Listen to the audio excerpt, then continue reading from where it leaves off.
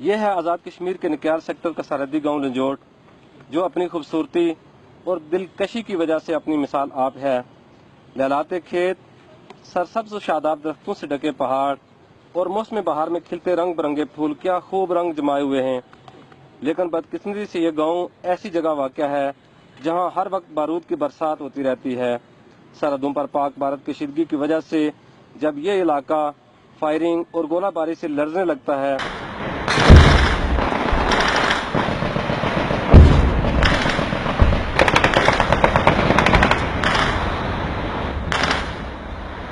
تب اس کا قدرتی حسن ماند پڑنے لگتا ہے اور کھلتے مسکراتے چہروں پر خوف کے سائے لانے لگتے ہیں۔ یوں تو اس گاؤں کے سینکڑوں لوگ فائرنگ اور گولہ باری سے اپنی زندگیاں گنوا بیٹھے ہیں، لیکن اس گاؤں پر آج سے 17 سال قبل ایسی خوفناک قیامت ٹوٹی تھی کہ جس کے خوفناک سائے آج بھی لوگوں کے دلوں پر نقش ہیں۔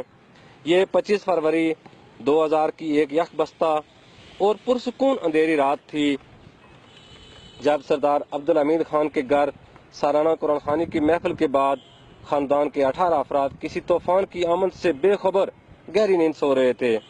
ادھر انڈین بلیک کیٹ کمانڈوز بے گناہ اور معصوم انسانی جانوں کے خون سے اپنی پیاس بجانے عبدالحمید کے گھر کے آس پاس جمع ہو چکے تھے۔ رات 12 بجے اچانک دشمن کی توپیں آگ اگلنے لگیں۔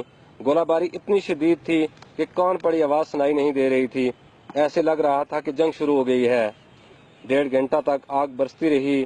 جب گولہ باری کا طوفان تھما تو لنجوٹ کی تاریخ میں ظلم کی ایک ان مٹ داستان رقم ہو چکی تھی۔ عبدالحمید خان کے گھر قیامت برپا ہونے کے بعد معصوم بچوں، بزرگوں اور خواتین کے چیخنے چلانے کی آوازیں بھی دم توڑ چکی تھیں۔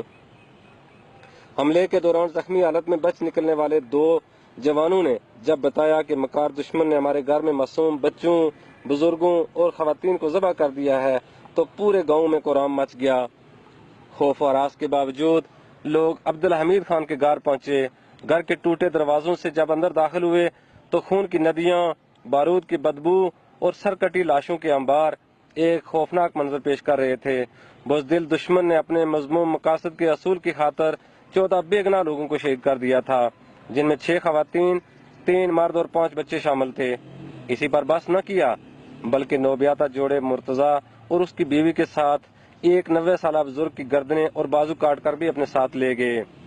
کشمیریوں پر ظلم ستم کی یہ ایسی داستانیں روز اول سے ان کا پیچھا کر رہی ہیں، لیکن اس گاؤں میں بھارتی فوج کے ظلم کی یہ داستان رہتی دنیا تک لوگوں کے دل و دماغ پر نقش رہے گی۔ اگلے دن جب شام کے سائے ڈلنے لگے تو ہزاروں سوگواران کی چیخو پکار میں جب شہداء کی میتیں قبر میں اتارنے لگے، تب ایک انجان مگر بہادر نوجوان الیاس کشمیری نے قسم کھائی کہ مجھ پر اس وقت تک پانی پینا بھی حرام ہے جب تک میں بھارتی فوج سے اپنی ان بہنوں، بزرگوں اور معصوم بچوں کی شہادت کا بدلہ نہیں لے لیتا۔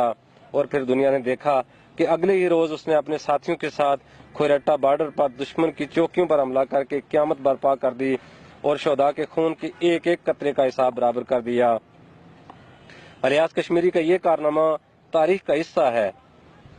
گھر بنتے رہتے ہیں اور اجڑتے رہتے ہیں، لیکن شہدائے لنجوٹ کا گھر ایسے اجڑا کہ پھر نہ بچ سکا۔ اس گھر کی ویرانیاں آج بھی اپنے مکینوں کی تلاش میں ہیں، لیکن وہ کب لوٹ کر آتے ہیں جو ایک بار چلے جاتے ہیں۔ یوں تو کشمیر جنت نظیر ہے ہی، لیکن نہ جانے اس جنت نظیر کشمیر پر کب تک بارود کی برسات ہوتی رہے گی، کب تک یہ معصوم بچے شہید ہوتے رہیں گے اور کب تک ان بے سہارا ماؤں کے دامن اور گود اجڑتی رہے گی۔ لائن آف کنٹرول سے حوالے کشمیر میں ایک درد بھری داستان کے ساتھ محمد شوکت اوان، نکیال آزاد کشمیر۔